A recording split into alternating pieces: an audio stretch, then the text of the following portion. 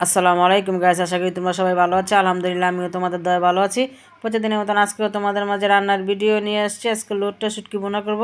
লোটটা শুটকি কেটে নিয়েছি ছোটো ছোটো করে, এখন এই যে ভেজে নিব। এই তো দেখো ভাজা হয়ে গেছে। এখন আমি ঠান্ডা পানি দিয়ে এটাকে ভিজিয়ে রাখবো। এই তো দেখো ঠান্ডা পানি দিয়ে আমি এখন ভিজিয়ে রাখতেছি রান্না করার জন্য। কড়াই বসিয়ে দিয়েছি, দিয়ে দিব পরিমাণ মতন তেল। তোমার দিয়ে দিব আমি অনেকগুলো রসুন কুচি দিতে হবে, রসুন কুচি বেশি করে দিতে হবে, আর পেঁয়াজটা একটু বেশি করে দিতে হবে, তাহলে লোটে শুটকি একদম খেতে খুবই ভালো লাগে।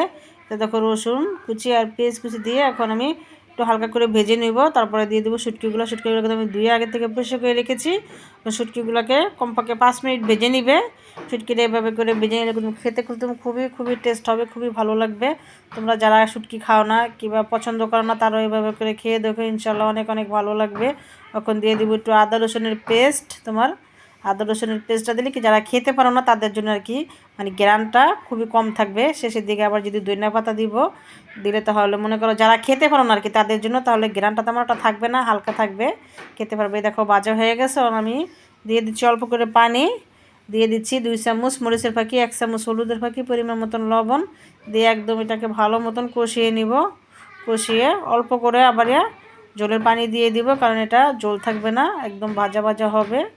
এটা দেখো এখন আমি ভালো মতন কষিয়ে নিয়েছি, কোনো পানি নেই, এখন তেল বেশি উঠেছে। এখন আমি অল্প করে তোমার পানি দিয়ে দিব। পানি দিয়েও আবার এইভাবে করে আমি একদম ভাজা ভাজা করে নিব, জল রাখবো না। এটা দেখো এখন অল্প করে আমি পানি দিয়ে দিব, আর তোমাদেরকে দেখাচ্ছি যে পানি নেই, তেল বেশি উঠেছে।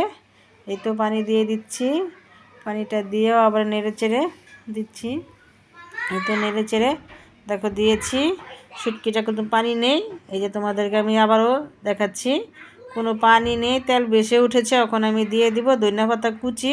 যারা খেতে পারো না তারা এইভাবে করে ধনিয়া পাতা কুচি দিয়ে দিবে, তাহলে খেতে কিন্তু খুবই ভালো লাগবে, আর কোনো গন্ধ আসবে না। আমার শুটকি রান্না প্রায় শেষ। এখন এই যে ধনিয়া পাতা দিয়ে আবারও আমি নেড়ে চেড়ে দিচ্ছি। দেখো শুটকি রান্না হয়ে গেছে। শুটকি রান্নার রেসিপি তোমাদের ভালো লাগে, লাইক কমেন্ট শেয়ার করো। আল্লাহ হাফেজ।